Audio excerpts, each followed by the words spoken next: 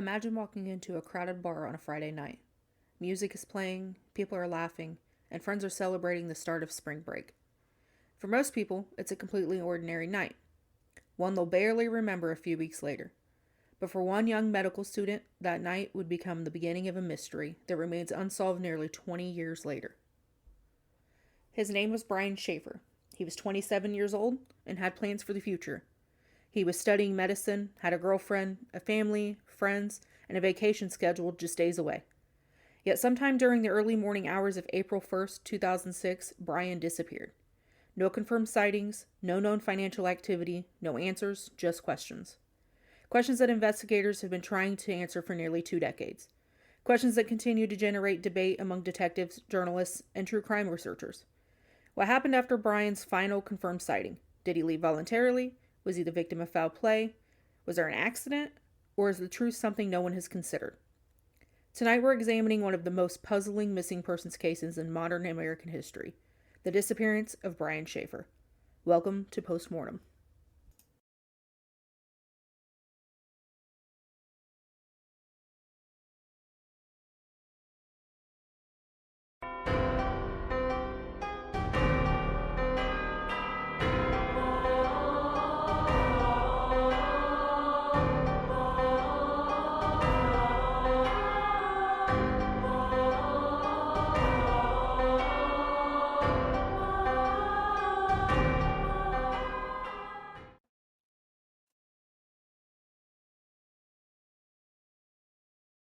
Was being stored in his basement, and that his killing tools were acquired through mail order outfits.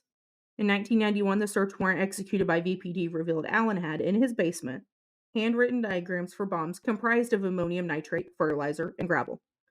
Also found were mail order catalogs for bombs, guns, and booby traps. On August 28th of 1992, video have never been revealed. Join me back in part 3 as we discuss a few more of the suspects in this infamous case. And until next time, stay curious, stay safe, and stay vigilant. Welcome back to Post Mortem. First, thank you for joining me for the beginning of Season 2. Whether you've been listening since the beginning or if you just discovered the show, I appreciate you spending part of your day here. This season will continue to examine both solved and unsolved cases, focusing on the evidence, the investigations, and the questions that remain long after the headlines disappear. And we're beginning with the case that has fascinated people for nearly 20 years, the disappearance of Brian Shaffer. Before we begin, a quick reminder. The information discussed in this episode comes from publicly available reporting, investigative summaries, and law enforcement statements. Any theories discussed are presented as theories, not facts. Unless otherwise stated, individuals mentioned in this episode have not been charged with any crime related to Brian Shaffer's disappearance. This episode contains discussions involving grief, missing persons, and death. Listener discretion is advised. Let's begin. One of the things I always try to do when covering a case is spend time talking about the person at the center of the story. Because it's easy to become focused on the mystery, the timeline, theories, and the evidence. But before Brian Shaffer became a missing person, he was simply Brian, a son, brother, boyfriend, a friend, and someone working towards a career that would have allowed him to help others. Brian Randall Shaffer was born on February 11th, 1979. He grew up in Pickering, Ohio, a suburb located east of Columbus. By all accounts, he was intelligent, charismatic, and social. The kind of person who would strike up a conversation with almost anyone. Friends often described him as outgoing, confident, and funny. Someone who enjoyed being around people. By 2006, Brian was attending Ohio State University College of Medicine. As most people know, medical school isn't easy. Anyone who has gone through it or knows someone who has understands the enormous commitment involved.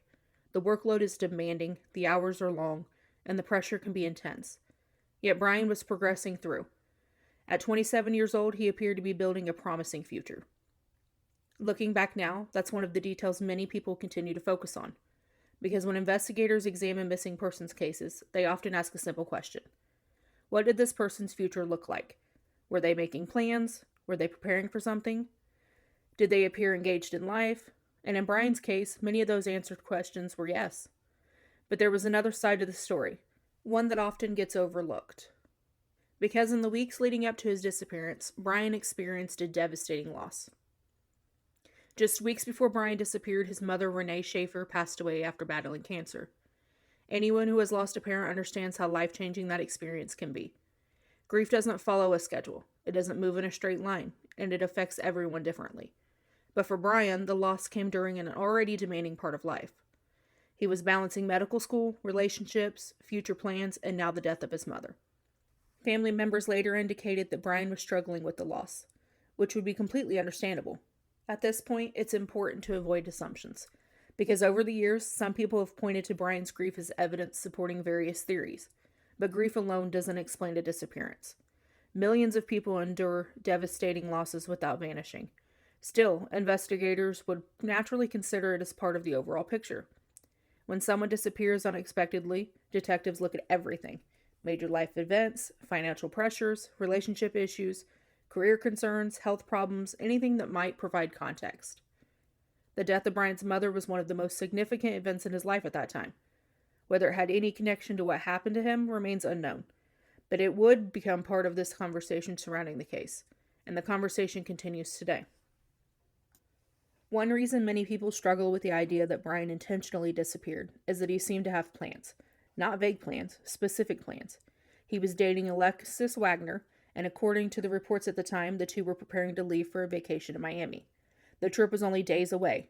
Now, future plans doesn't automatically eliminate the possibility that someone might choose to leave their life. People are complicated. Human behavior is complicated.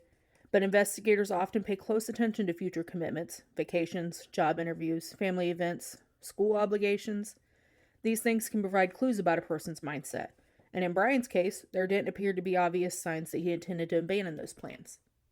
As investigators later examined his life, they found no publicly known evidence suggesting he had emptied bank accounts, no indication he had sold possessions, no evidence of preparations for a secret new life. Again, that's not proof of anything. But it's one of the reasons the case remains so difficult to explain. Because when detectives looked at Brian's circumstances, they didn't find a clear explanation for why he would vanish. Instead, they found uncertainty. And uncertainty is often where mystery begins. There are thousands of missing persons cases across North America. Many never receive national coverage. Many remain largely unknown outside the communities where they occur. So why did Brian Shaffer's disappearance become different? Part of the answer lies in the timing. Part of it lies in technology, and part of it lies in the circumstances surrounding the case itself. Because investigators weren't dealing with a person who disappeared from a remote hiking trail, a rural road, or from an isolated location. Brian disappeared from one of the busiest parts of Columbus, near businesses, near other people, near surveillance cameras, and that's what immediately captured attention. People expect cameras to provide answers. We assume surveillance footage can tell us exactly what happened. We assume modern technology makes it impossible for someone to simply vanish. But as we'll see later in this episode, the reality isn't always that simple. In fact, one of the reasons Brian's disappearance continues to fascinate people nearly 20 years later is that the evidence appears so close to providing an answer, and yet somehow falls so short. The result is a mystery that feels solvable, a mystery that feels like it should have been solved years ago. And perhaps that's why people continue to discuss it today. Because it feels like the answer is just out of reach. A missing piece, a missing witness, a missing moment, something that, if discovered, might finally explain what happened. But before we examine the investigation, we need to walk through Brian's final known night. Because unlike many missing person cases, investigators were able to reconstruct much of the timeline, at least up to a certain point. And it's that timeline that transforms this case from a disappearance into a mystery. Let's follow Brian's movements on March 31st, 2006, from dinner with his father through the final confirmed sighting that continues to puzzle investigators today. By the time investigators began reconstructing Brian's final known movements, they quickly realized something unusual. Unlike many missing persons cases, they weren't starting with a blank slate. They had witnesses, they had surveillance footage, they had phone records, and they had a relatively detailed timeline. At least for part of the night. What they didn't have was an explanation for what happened after the timeline ended, and that's where the mystery begins. March 31st marked the beginning of spring break for many Ohio State students. For Brian, it was a chance to relax and spend time with friends before an upcoming trip to Miami. Nothing about the day seemed unusual. No one reported strange behavior, no one reported an argument, no one reported a crisis. If you had crossed paths with Brian that afternoon, you likely would have seen a young medical student looking forward to a night out. And that's exactly how the evening began.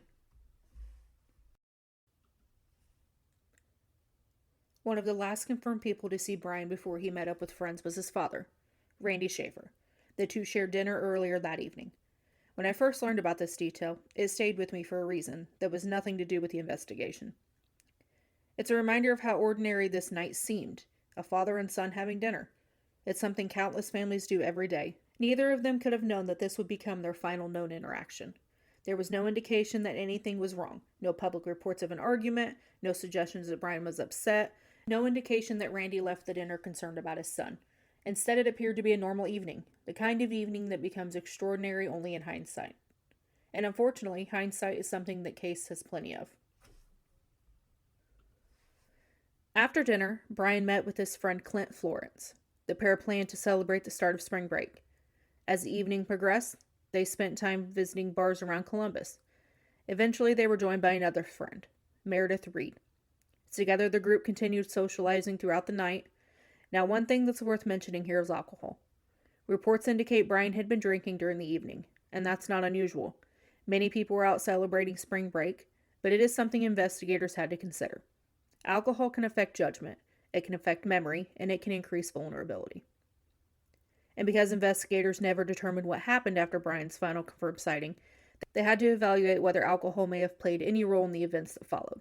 Again, that's not evidence of anything, it's simply part of the context, and context matters, especially in missing persons cases.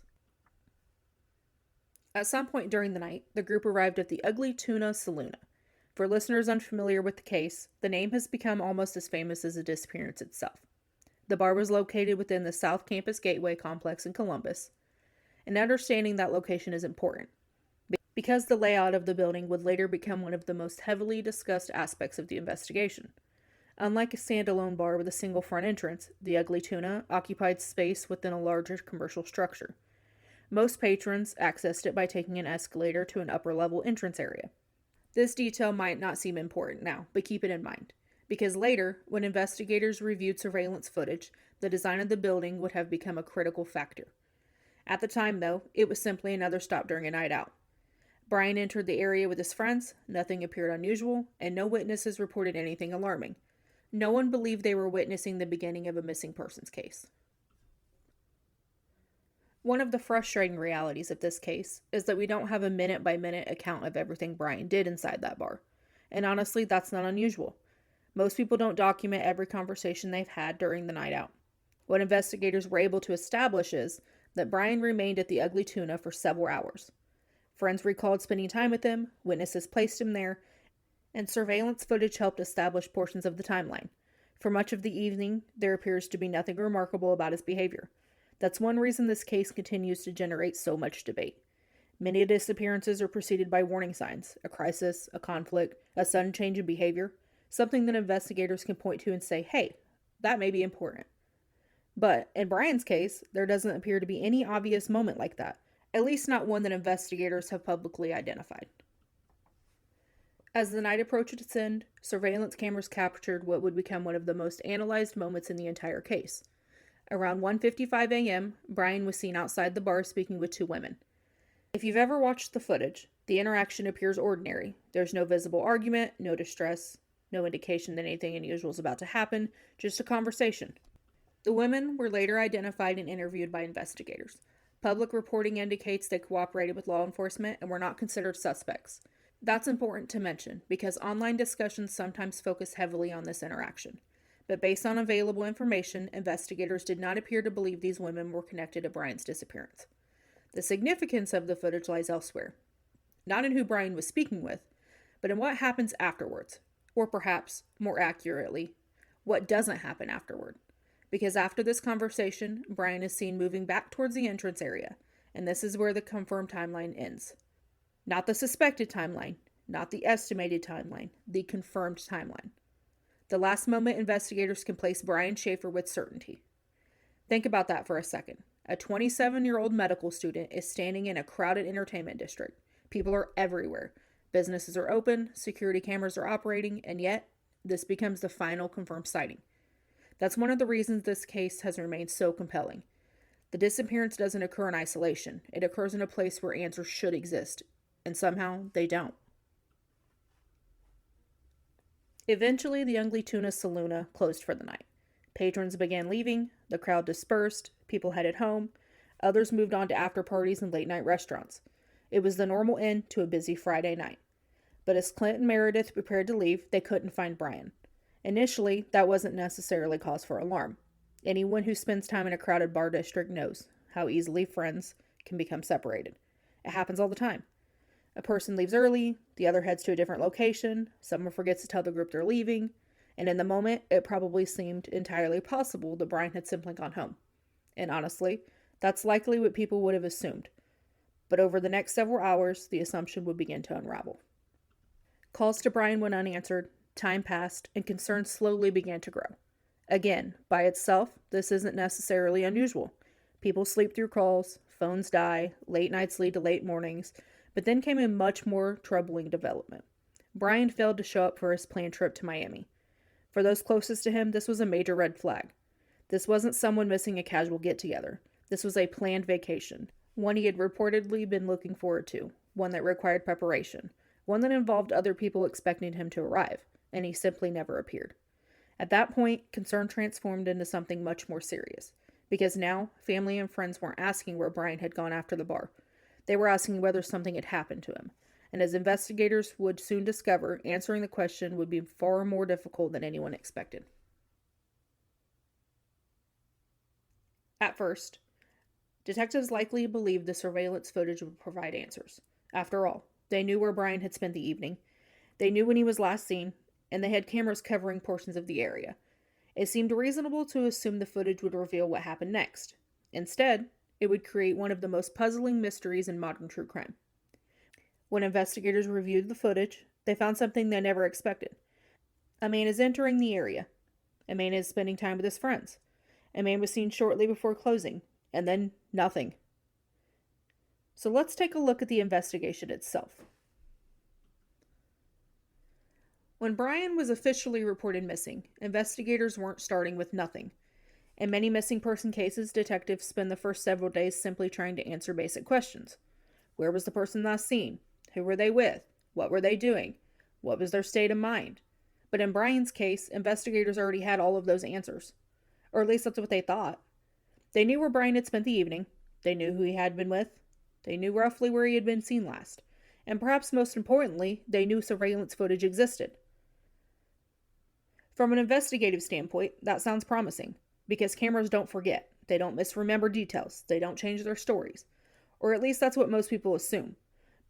But as detectives would soon discover, cameras don't always provide answers. Sometimes they simply create new questions. One of the first priorities was collecting and reviewing surveillance footage from the South Campus Gateway complex. Investigators expected to confirm Brian's movements and identify when he left the area. It seemed straightforward. Brian had entered the bar district. Surely there would be footage showing him leaving. But when detectives reviewed the recordings, they encountered a problem. They could clearly see Brian entering the area. They could identify portions of his movements throughout the evening, and they could see him talking with the two women at 1:55 a.m. What they could not find was definitive footage showing him leaving through the primary monitored route. And that's the detail that transformed a missing person case into a national mystery. Now, this is a good place to address one of the most common misconceptions about the case. You've probably heard people say, Brian was seen entering the bar, but never leaving. That statement isn't entirely wrong, but it can sometimes create a misleading picture, because it implies the investigators had cameras covering every possible exit, and that's not exactly the case. The reality is more complicated, and understanding that reality is critical. One reason this case remains so debated is that many people imagine the surveillance system as a modern, comprehensive network with complete coverage. But this was 2006. Technology was different, camera placement was different, storage capabilities were different, and most businesses weren't operating with the level of surveillance coverage people expect today. The footage available to investigators covered important portions of the entrance area, but it did not necessarily provide complete visibility of every possible route someone could take. That distinction matters, because while investigators couldn't confirm Brian leaving through the primary route, They also couldn't completely eliminate every alternative possibility. And that's where the case begins to become a little complicated. At the time of Brian's disappearance, portions of the South Campus Gateway complex were still undergoing construction. This fact quickly became one of the most discussed aspects of the investigation. Why? Because construction areas often contain alternative pathways, service corridors, restricted access points, temporary openings, routes not typically used by the public. Some investigators and observers have suggested that Brian may have exited through one of these areas. If that happened, it could potentially explain why no camera captured a clear image of him leaving. But while the possibility answers one question, it creates several others. Why would Brian take an unusual route? Was he trying to avoid the crowd? Did he know about the area? Was he meeting someone? Or was it simply a spontaneous decision? The problem is that no evidence has emerged that definitely answers any of those questions. And because of that, the construction area theory remains exactly what it has always been, a possibility, not a conclusion. As concern for Brian grew, search efforts expanded. Investigators examined the area surrounding the bar. They searched nearby streets, parking structures, construction zones, areas where someone who was injured or disoriented might reasonably end up. They followed tips from the public, they checked hospitals, shelters, they looked for evidence that Brian had been involved in an accident, and despite extensive efforts, nothing provided a definitive answer. No confirmed crime scene, no confirmed accident, no discovery that clearly explained his disappearance. Imagine being an investigator in that situation. You know a person is missing. You know where they were last seen. And yet every lead seems to end exactly where it begins. That's one reason this case has remained so frustrating for law enforcement. The timeline appears solvable, the evidence appears promising, and yet the outcome remains unknown. While search efforts continued, investigators began conducting interviews. Friends, witnesses, employees, individuals who had interacted with Brian that night. Among the most discussed witnesses were the two women seen speaking with him shortly before his disappearance. As we mentioned earlier, investigators identified and interviewed them, and based on publicly available information, they cooperated with law enforcement and were not publicly identified as suspects. This is important because internet discussions often drift towards speculation, and speculation can sometimes overshadow facts. The fact is that investigators did not publicly indicate those women were responsible for Brian's disappearance. Their significance comes from their place in the timeline. They happened to be present during the last confirmed sighting. Nothing more has ever been publicly established. Investigators also interviewed numerous other individuals connected to that evening. In total, more than 100 people would reportedly be interviewed during the investigation. Yet despite that effort, no witness emerged with information capable of solving the case. Now we come to one of the most discussed and often misunderstood aspects of this investigation: Brian's cell phone. As you would expect, investigators examined phone records as part of their efforts to determine what happened. In the months after Brian's disappearance, reports surfaced that family members received a surprising development. At one point, calls placed to Brian's phone reportedly appeared to ring rather than immediately going to voicemail. For a family searching desperately for answers, that moment created hope. Hope that Brian might still be alive. Hope that the phone had been turned on. Hope that investigators were able to receive a breakthrough. Unfortunately, the situation proved far less clear than many initially believed. Over the years, various reports have suggested that that event may have been the result of a network anomaly rather than evidence that Brian or his phone were active. And that's an important distinction, because in true crime, there is often a difference between a clue and an explanation. The ringing phone was certainly intriguing, but it never produced definitive answers. And nearly 2 decades later, it remains another unsolved piece of this puzzle. When adults disappear voluntarily, investigators often look for signs of preparation: bank withdrawals, credit card activity, travel purchases, employment records, something indicating the person continued living elsewhere. Investigators examined those possibilities in Brian's case. Publicly available information suggests they found no evidence clearly demonstrating continued activity after his disappearance. No established financial trail, no confirmed indication that Brian had built a new life elsewhere. Now that's not proof that the voluntary disappearance is impossible, but it does mean investigators lack evidence supporting that theory. By this point in the investigation, detectives had interviewed witnesses, reviewed surveillance footage, conducted searches, examined records, and followed tips. And still, the central question remained unanswered. What happened to Brian Shaffer? Cases like this capture public attention because they challenge our assumptions. We assume cameras provide answers. We assume crowded places produce witnesses. And we assume people leave trails. But Brian's disappearance reminds us that reality isn't always that cooperative. Sometimes evidence exists, and still it isn't enough. Sometimes investigators do everything right, and still don't find answers. And perhaps that's why this case continues to resonate nearly 20 years later. Not because people enjoy mysteries, but because this mystery feels solvable. It feels like the answer should exist, somewhere, hidden within a missing detail, a forgotten memory, a witness who never came forward, a piece of evidence that hasn't yet been connected. And maybe one day it will be. But for now, all investigators can do is evaluate the possibilities. And that's exactly what we're going to do next. Because while no theory fully explains what happened to Brian Shaffer, some fit the evidence better than others. And understanding those theories helps explain why this case remains unsolved.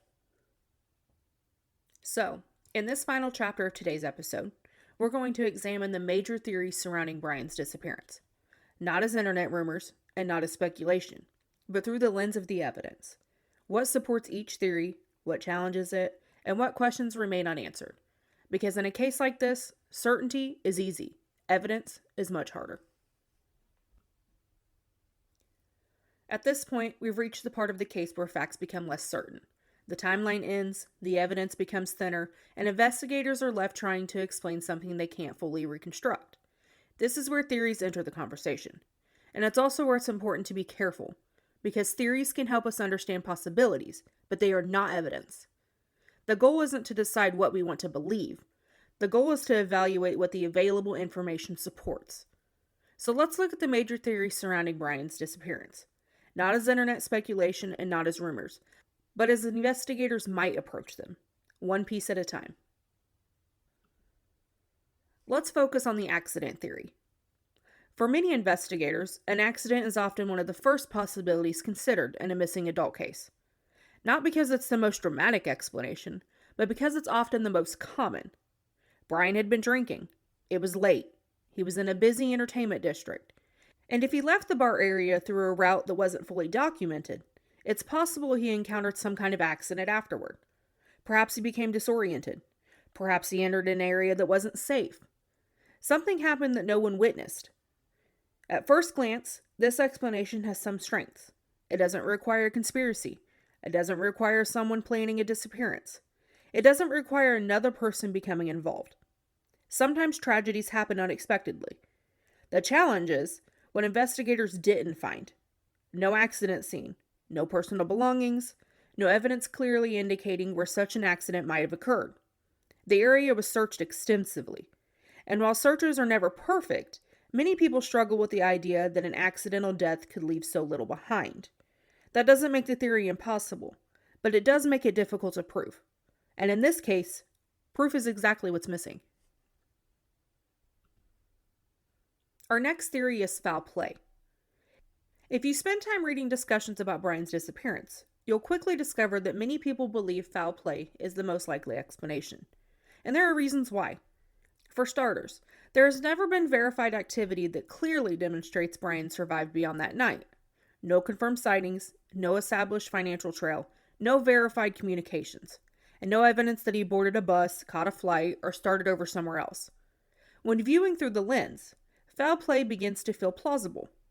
Perhaps Brian left the area, perhaps he encountered someone, and perhaps an event occurred that was never witnessed or reported. But this theory faces a major obstacle: evidence. Investigators have never publicly identified a suspect. They have never publicly announced evidence proving a crime occurred. There is no known crime scene connected to Brian's disappearance. No arrest, no charges, no publicly identified person responsible. And while the absence of evidence doesn't mean foul play didn't occur, it does mean investigators have been unable to establish it. And that's an important distinction, because in true crime, it's easy to confuse possibility with proof, and the two are not the same thing.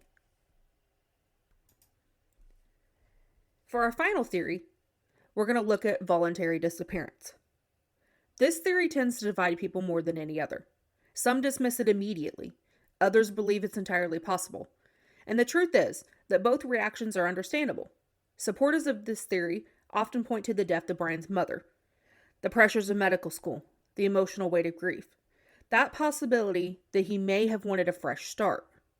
After all, adults can choose to disappear. It happens. Not often, but it does.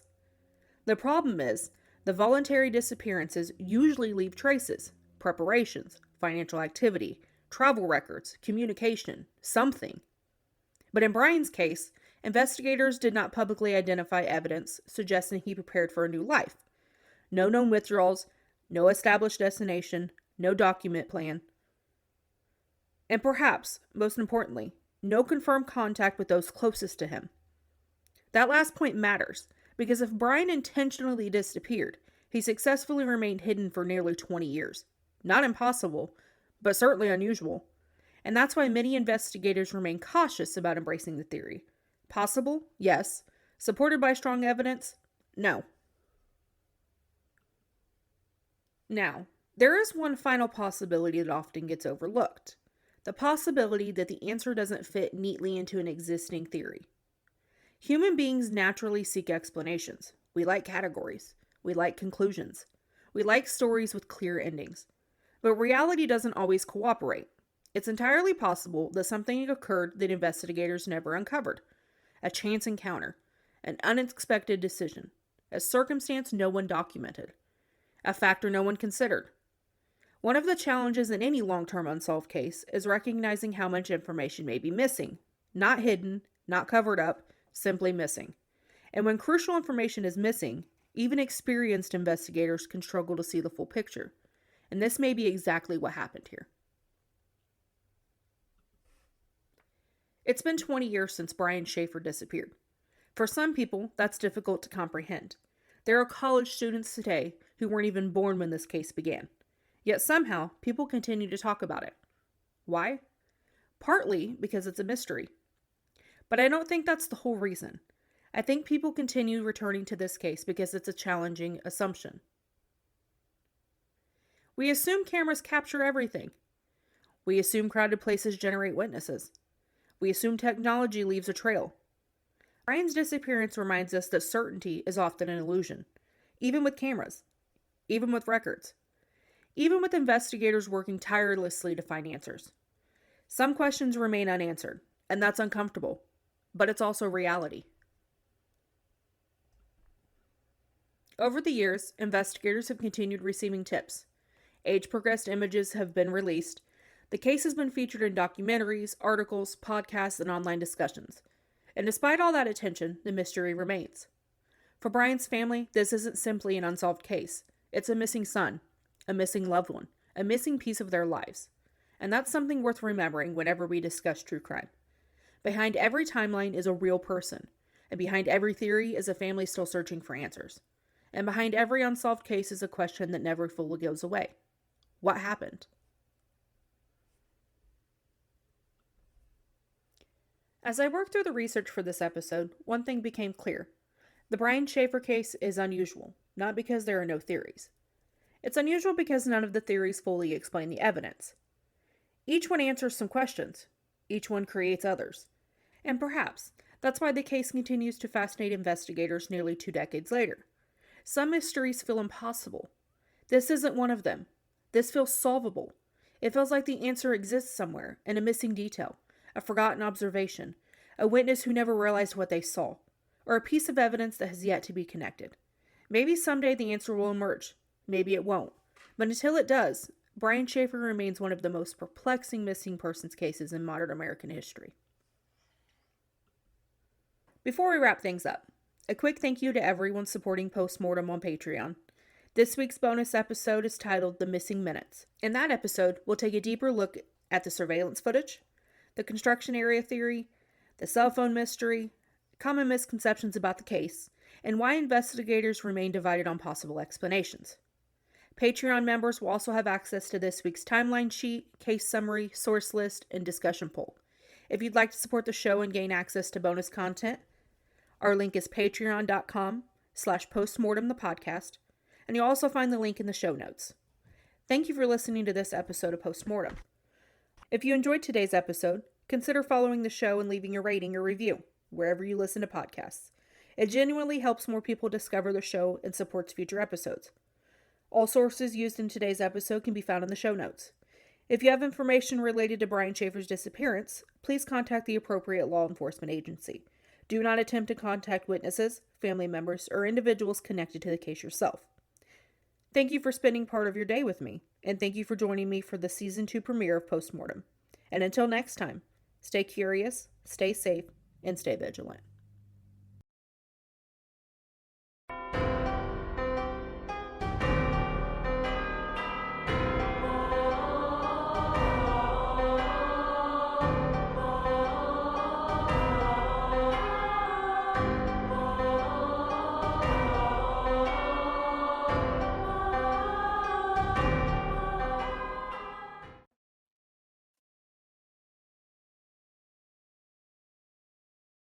Was being stored in his basement, and that his killing tools were acquired through mail order outfits. In 1991, the search warrant executed by VPD revealed Allen had, in his basement, handwritten diagrams for bombs comprised of ammonium nitrate, fertilizer, and gravel. Also found were mail order catalogs for bombs, guns, and booby traps. On August 28th of 1992, video have never been revealed. Join me back in part 3 as we discuss a few more of the suspects in this infamous case. And until next time, stay curious, stay safe, and stay vigilant.